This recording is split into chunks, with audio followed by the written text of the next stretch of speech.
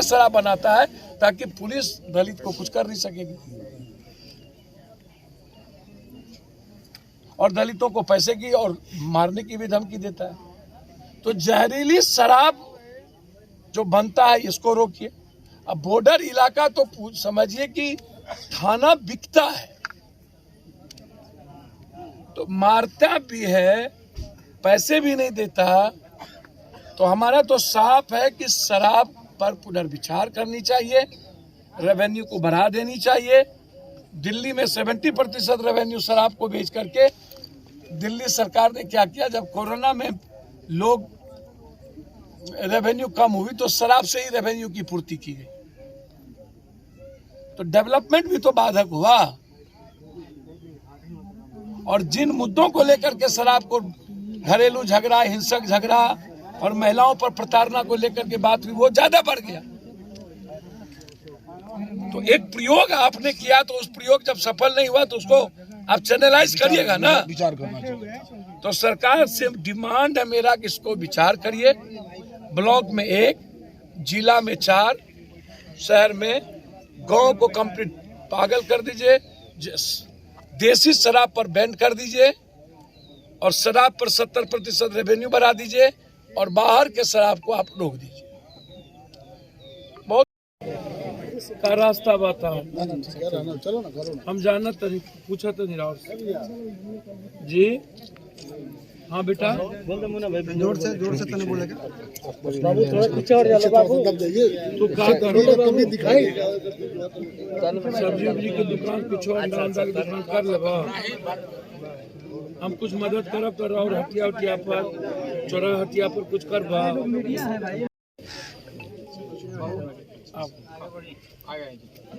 रखा तू कुछ करवा लिया बेटा, धंधा पानी का कुछ करिया, कुछ खैया नहीं। तू तो मजदूरी करता रखा, तू माँ रखा,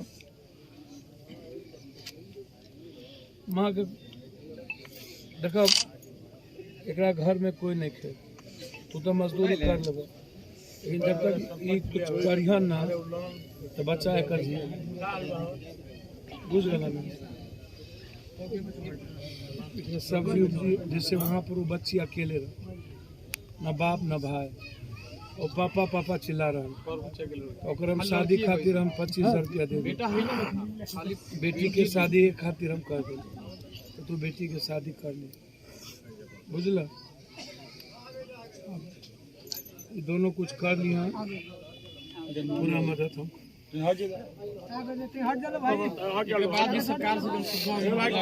सरकार ना दिया, दारू एको टका ना दिया, उल्टे कहा तो जेल भेज, एको टका ना दिया, नियम ही नहीं खेला। सरकार पैसा दिया जी, सरकार पैसा देगा, मुआवजा देगा। नहीं, दारू वाले को सरकार नहीं देगा, परिवार का दारू पीने वालों को नहीं देता, दारू में मरने वाले नहीं मारेगा वो, दारू पिला कमाएगा नेता लोग, लेकिन देगा जी। वो देखिए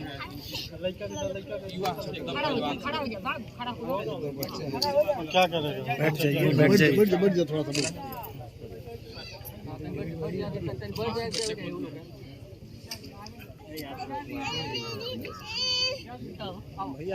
अच्छी हो का करब, हमरा के हम मदद करब, तो कुछ सब्जी उब्जी की दुकान, कुछ अंडा की दुकान कर लेबा।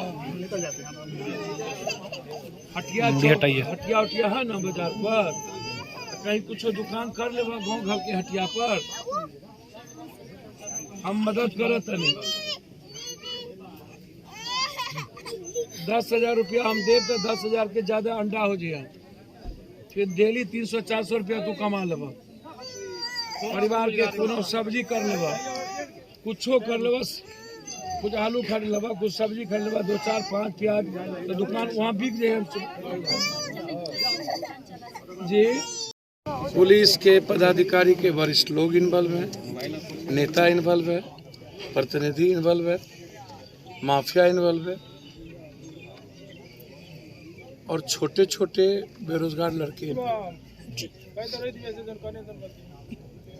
सबसे ज़्यादा है बिहार में। इकोनॉमी का ह्रास यदि हुआ है, एक तो आप हमारा सारा इकोनॉमी आप बाहर ले जा रहे हैं जी, उत्तर प्रदेश, झारखंड, बंगाल, नेपाल, हरियाणा। तो जो लोगों का पैसा बिहार में रहना चाहिए वो तो बिहार से बाहर चला गया। दूसरी चीज़, हमारा पैसा जो सरकार को जाना चाहिए था वो भी बाहर चला गया।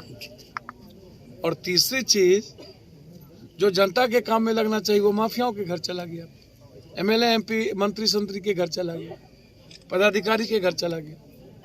तो पैसा तो या बाहर गया, हमारी इकोनॉमी भी गई, स्टेट का गवर्नमेंट का बजट भी गया, और सारे अपराधी और माफिया बुलंद हो गए। नेक्सस है,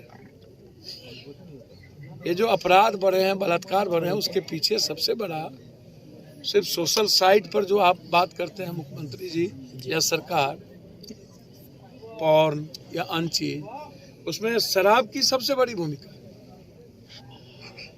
तीसरी सबसे बड़ी चीज है कि शराब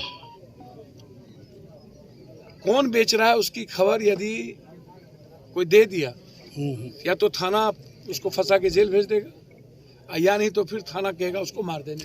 सर मेरी बात पहले सुनिए गौर से। कोई डर से बोलता नहीं है कि शराब कौन बेचता है, क्योंकि थाना मिली भगत तो वो बोलेगा किसको। यदि बोल दिया तो थाना उसे ही किसी शराब के बोतल में जेल भेज देगा। जितने माफिया हैं और जितने बड़े बड़े ब्रोकर हैं वो जेल नहीं जाता है। डेली हजारों लाखों करोड़ की शराब बिहार में आती है। तो शराब बंद क्या है?